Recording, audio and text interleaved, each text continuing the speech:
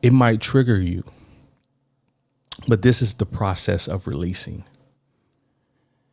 And when you become familiar with it and you can face it and you own it and you don't try to dismiss it, I need you to take a really deep breath and I need you to let it go.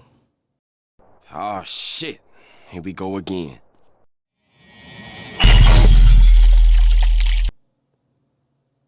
And I know that's easier said than done. And you might have to do this on a repeated basis. But just remember, you're going to go back to this process.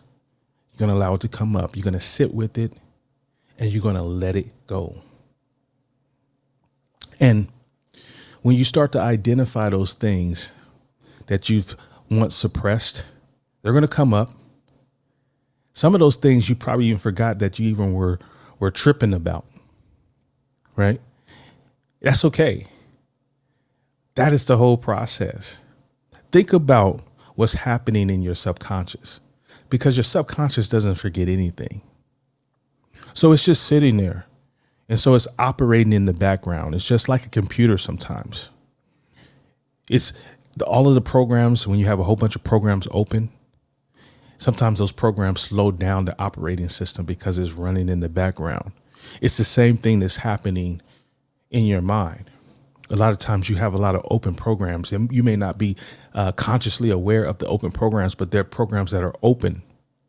So with you, sitting with it, journaling, self-reflecting, allowing to come up, you're identifying it and you're saying to yourself, oh, you're there, you're open. And now that you can identify it, now you can let it go. Again, this is not always going to be easy. And this is how you get to the next level of self-awareness. And you're able to recognize what's happening inside of you, because change has to happen in you first. And I know that this goes against the common wisdom, because a lot of times when we're getting triggered or things are just happening, we want to blame or put the blame on other people, or we want to put the blame on outside situations or external circumstances. But let me tell you, you are just a mirror, and what's happening on the external is the reflection. So a lot of times when you are experiencing things, it's because of the energy or the perceptions that you're putting out. So people are only going to respond to you by the level of awareness that you're at. Right. So, and I'll give you a personal anecdote. Right. Sometimes we walk around, and I've walked around angry and frustrated for no reason at all. Well, I mean, I take that back. There might be a reason, but it may not have anything to do with anybody outside of myself. But I'm taking that and I'm projecting that out onto someone else. And what else can happen after that? What else would happen after that? Of course, if you're projecting onto somebody, you're angry and frustrated, they're only going to project that back to you in that same way, anger and frustration. So it wasn't until I got to that type of awareness that now I understand that has nothing to do with me. The change has to come from within me. That's when I'm going to see the external reality change.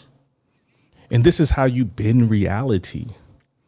Is yes, first you have to make the change. And although we want the immediate results, this may not always be immediate. Change happens in a delay. But just realize and understand that as you continue to make changes, eventually reality will catch up to you. Right? You teach people how to treat you. Right? And so, and I know this is challenging.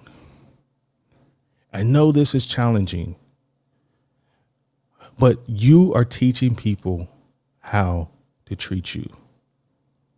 So what does that mean? That means you have to treat yourself the way you will want to be treated.